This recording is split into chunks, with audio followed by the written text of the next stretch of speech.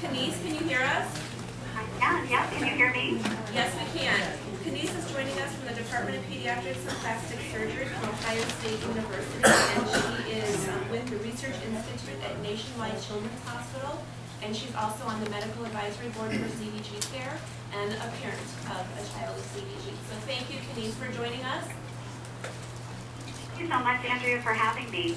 And my apologies again that I'm unable to be there in person, but I hope that you're all enjoying the conference and that the weather is good in California. I also just want to thank Andrea again for her assistance with making this presentation possible with all of her technological assistance. As Andrea mentioned, just by way of some background, I'm a clinical psychologist at Nationwide Children's Hospital, where I work primarily with children who have congenital conditions, helping families and children cope with their conditions and their treatment. So in preparing for this presentation, I was reminded of a story that many of you may be familiar with by Emily Pearl Kingsley called Welcome to Holland. She equates the experience of raising a child who's born with a disability or a chronic condition like CDG to one of travel plans gone wrong. You have planned out your dream vacation to Italy, bought your guidebook, boarded the plane, and after hours of traveling, you find that you did not land in Italy, but Holland. You have to buy new guidebooks, learn a new language, and adjust your plans. And there is sadness, confusion, and loss of the dream trip that you had expected. But if you allow yourself to look around, shift your perspective, change how you see, you develop an appreciation for Holland and the unexpected beauty that you may have missed had you gone to Italy. While many of the sentiments expressed in this story hold true for parents of children with CDG, there is certainly much beauty and joy in raising our children. The experience of having a child diagnosed with a rare disease is very different. It's more like finding that your plane has landed on a remote island. You may even find yourself asking if you've been tricked into becoming a cast member of Survivor. There are often no guidebooks or maps to purchase, few other inhabitants of the island, and few guides with expertise that can help you navigate a path forward. So today, I am going to review some of the common challenges that families face when coping with CDG. I will draw on the limited rare disease literature and more extensive pediatric psychology literature about the impact of conditions like CDG on the family, and provide some information about strategies that can help families adjust and adapt to their new normal. As a caveat, given the diversity that is inherent in CDG regarding the type, severity, and the impact on physical and cognitive abilities, not all of the issues that I talk about today may apply to all families. However, I've attempted to highlight common and cross-cutting concerns that are likely applicable to most families affected by rare conditions. So, as many of you have experienced, it's an exceedingly stressful experience to have your child diagnosed with a rare and potentially life-threatening condition like CDG. As such, feelings of grief and loss are quite common, along with feelings of confusion, anger, guilt, anxiety, and sadness. It's important to remember that these are normal reactions to highly unusual life events. Each parent and family member may experience these feelings at different times, but they are quite common around the time a diagnosis is received. Most families, though, are able to regroup and adjust to their child's condition, but this takes time and is often an unpredictable process.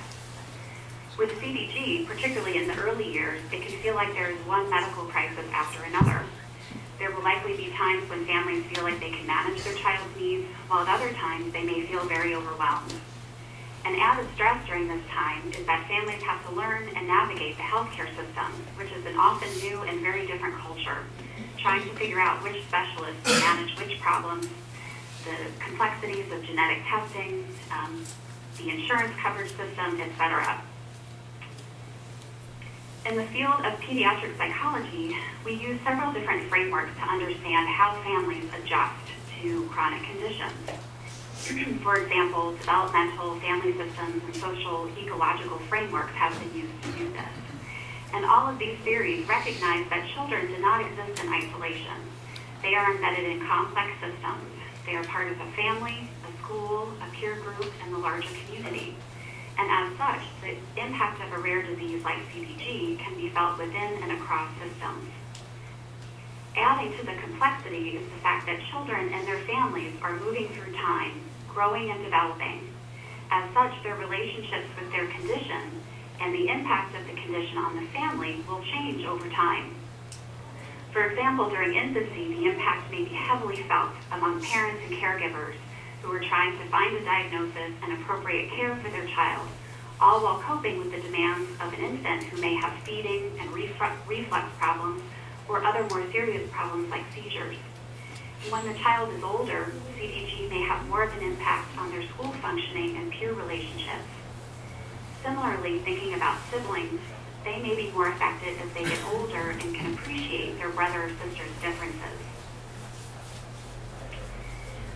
We know that the normal course of development for children and families can be altered by chronic conditions. For example, caregiving responsibilities often extend beyond normative ranges for children when they have physical and cognitive problems. A child may be chronologically a teenager, but require the care that a younger child does. Thus, parents' roles may not evolve in the same way as they would if their child did not have health problems. We also know that vulnerabilities in the family or in other systems can increase the likelihood for psychosocial problems or poor adjustment to the condition. So, for example, a family who has very few financial resources or lack of support, or if they're experiencing other stressors, maybe a parent is ill, or a father is unemployed, or maybe the parent's marriage was in great distress even before the child was born, all of those types of things can contribute to the risk for poor adjustment. When thinking about adjustment, it's important to keep in mind that CDG-related challenges will vary depending on the developmental stage of the child, the type and severity of the condition, the treatment plans, and again, those family resources and stressors. So, for example, during infancy, the first years of life are often characterized by medical crises, and as children get older, they may be more at risk for having behavioral or emotional problems, particularly if they have an intellectual disability. Treatment can also play a role. Patients and families may experience more stress and burden of care depending on the number of interventions or procedures that are required to manage their child's health and related complications. Not surprisingly, because of the strain that chronic conditions can have on both children and their families, research across pediatric populations has demonstrated that children with medical conditions are at greater risk for psychological problems compared to physically healthy children. The literature on psychological functioning and outcomes in children with CDG is incredibly sparse. I was able to find one study that actually looked at 18 children with CDG. They had a mean age of 10. And 50% of them were diagnosed with PMM2 CDG. In this study, they used a common psychological instrument to screen for problems called the Child Behavior Checklist. And they found that children with CDG were at increased risk for social problems, for having symptoms of depression, as well as somatic complaints. And 72% of the samples scored in the clinical range, meaning that they likely met criteria for having a psychological problem. There are also some specific challenges that parents of children with CDG face. First and foremost is finding a diagnosis. While recent advances in genetic testing and growing awareness of CDG are enabling more families to find out about their child's diagnosis sooner, many still face an odyssey of tests and evaluations and visits with countless specialists before getting an answer. And then, of course, there's the challenge of even saying congenital disorder of glycosylation, let alone trying to understand or explain the complexity of the condition. Because CDG is rare, it can be hard for parents to find accurate information about the disorder and its management. It can also be hard to find appropriate care since so many doctors are unfamiliar with this disease. Parents may find themselves in the uncomfortable position of being more knowledgeable at times than some physicians about the disorder, or needing to travel for health care, which can pose financial and other burdens. Additionally, there's a tremendous amount of uncertainty associated with not knowing what is wrong with your child, followed by knowing what is wrong, but learning that there is no cure, and often no clear way to predict your child's prognosis or outcome, all of which can be great sources of distress and worry for parents. Another great concern for families is isolation and lack of support. Knowing that your child is one of 1,000 or fewer in the world with a condition can make you feel alone. Unlike common pediatric conditions like type 1 diabetes or even pediatric cancer, it can be hard to find other families who know what you're going through or who have walked this path and can offer practical tips and advice. And while there are often community and hospital-based support groups for families, I would challenge anyone to say that there is a CDG support group at their local hospital, and again, just because it's such a rare condition.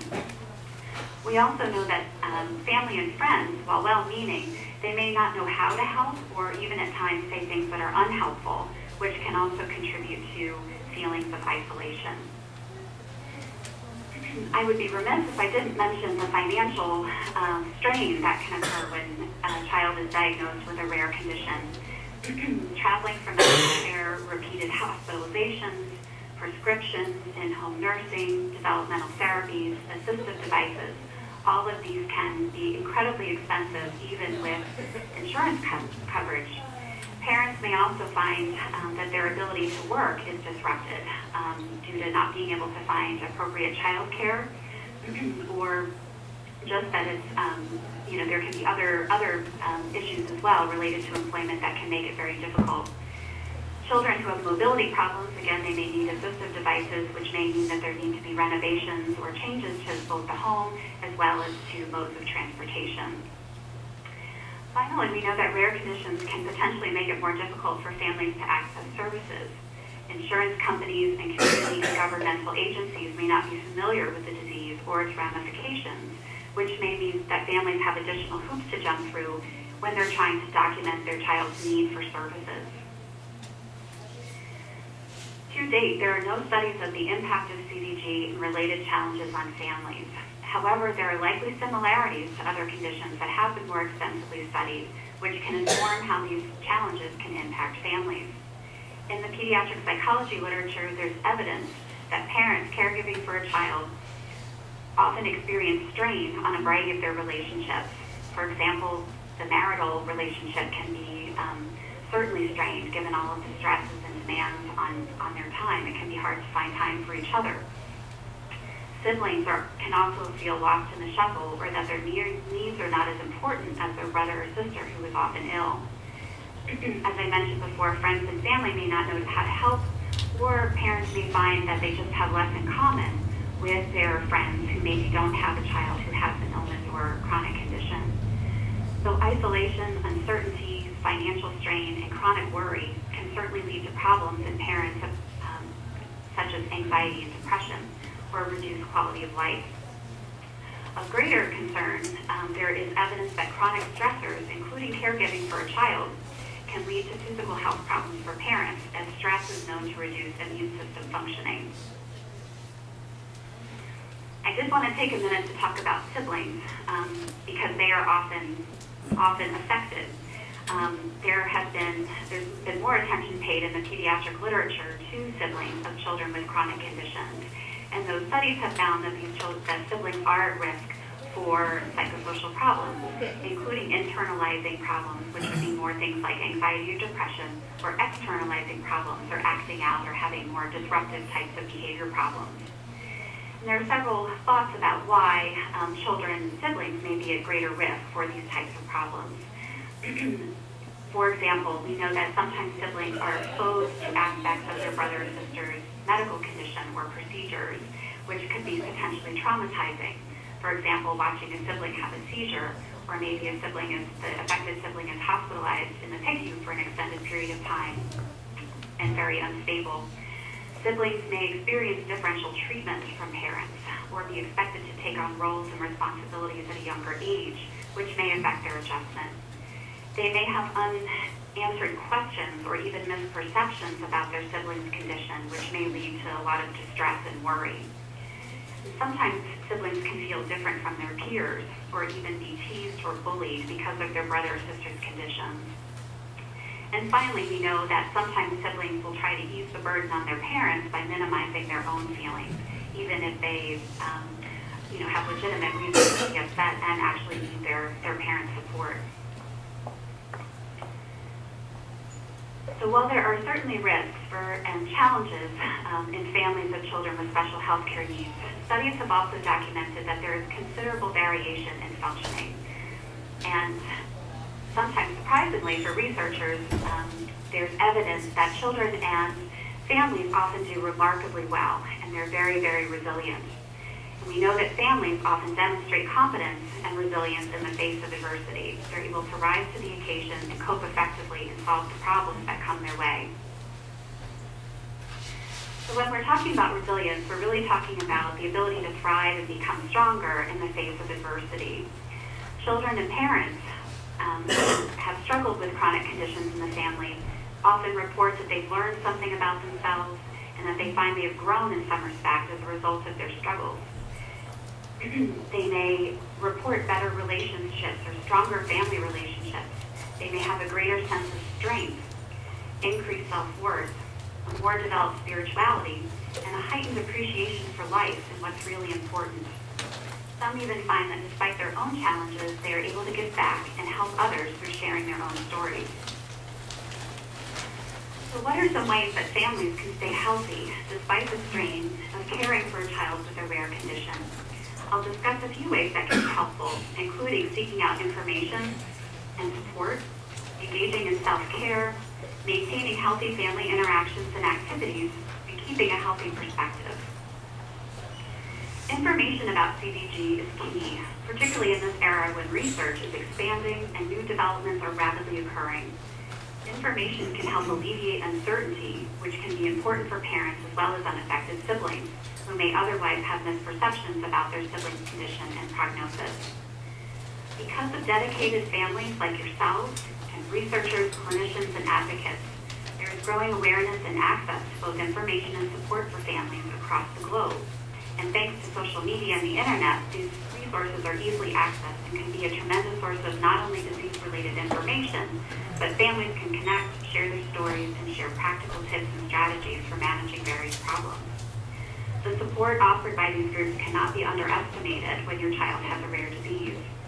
These resources will continue to help promote awareness, which will in turn help support research and better care for affected children and their families. And connecting with other parents can help alleviate that isolation and be very empowering, particularly for newly diagnosed families. It's important for those of you that are further down the path to remember that your story is really important and its impact may be life-changing for another family. Research consistently suggests that parents who have more social support tend to experience fewer problems adjusting to their child's condition and the challenges that they face. It is good to have both in real life and online connections. The CDG Global Alliance, as many of you are already members and are aware of, is a great network for families. Sometimes at hospitals there can be other ways of connecting, maybe not with other families who have CDG, but with families who have children who have similar conditions, for example, intellectual or developmental disabilities, or who are struggling with things like seizures. So while there may be few families, again, with CDG, there may be opportunities to connect with families with children of these children, which may provide much needed support on a local basis. It's important to remember that support can mean not just having someone to talk with about your concerns and worries, but also someone to help with practical issues. Sometimes family and friends want to help, but they don't know how. So thinking about ways that they can be supportive, maybe cooking a meal or helping to run an errand, and letting them know about how they can be helpful. That can be a great way of securing more practical types of support. Finally, there can be benefit of talking with a psychologist or a counselor. Having someone objective who is outside of your family can be a great way to gain perspective and receive emotional support and learn some new ways of coping. As parents, it is very, very, very easy to put our own needs on the back burner, and this is even more true when a child has serious medical problems. Without self-care, parents can easily develop health problems themselves, which can cause even more stress and difficulties for the family. So it is really critical to carve out time, even small bits, to rest and recharge on a regular basis. These are just some examples of ways that you can take care of yourself. And parents often find that they are better equipped to handle stress when they are taking care of themselves. As I've talked about today, chronic medical conditions can affect roles and relationships within the family. It is key to communicate with each other and to keep talking about feelings, both positive and negative. It's also critical to take time out for fun and normalcy away from the medical visits and hospital stays. For siblings, it's important to prioritize one-on-one time with them and to be mindful of their roles and responsibilities. They are children with needs too, albeit very different ones. As I've talked about today, CDG is a tough challenge to face for many reasons. That being said, it can be important to develop a main perspective in the face of these challenges. In psychology, we know that thoughts or beliefs about situations and events are closely linked to feelings. Negative feelings are often associated with negative thoughts or appraisals of situations. Reminding yourself to look at both sides of the situation or problem. Is there any potential for something good to come out of this? If not now, later. It can also be helpful to focus on what you can control and manage today rather than worrying months or years ahead. In terms of other ways of doing some perspective taking, reminding yourself about how far you've come or how far your child has come in terms of their progress, and how you've successfully coped with other tough situations in the past can be very helpful. And finally, oftentimes, as I mentioned before, families derive strength and a sense of resilience from realizing how their story can support other people who are maybe further down or further behind on the path. Given the potential for both resilience and risks in families affected by rare diseases, we know that more research is certainly needed to better understand both the challenges and strengths of families. Research is also needed about how to develop approaches that both recognize competencies and provide effective treatment to reduce or prevent stress and psychosocial problems. Because CDG is rare, there is continued need for awareness and for families to collaborate with researchers on these efforts. On this next slide, I'm just providing some potential resources for any of you who might find that you've struggled with coping with your child's condition. And this is a way of finding professional support in your area. I want to highlight the specialty of pediatric psychology. Pediatric psychologists are often affiliated with children's hospitals, and they really specialize in treating psychosocial problems related to pediatric medical conditions, not just focusing on the individual child, but on parents as well as siblings. So they can be a great resource for if you find yourself in need of having some additional support. The Association for Behavior and Cognitive Therapies, another great resource, the American Psychological Association. And then finally, pediatricians and primary care physicians may also have referrals in your local area. So I'd just like to thank you for your time and attention today and for your patience, and I'm happy to address any questions.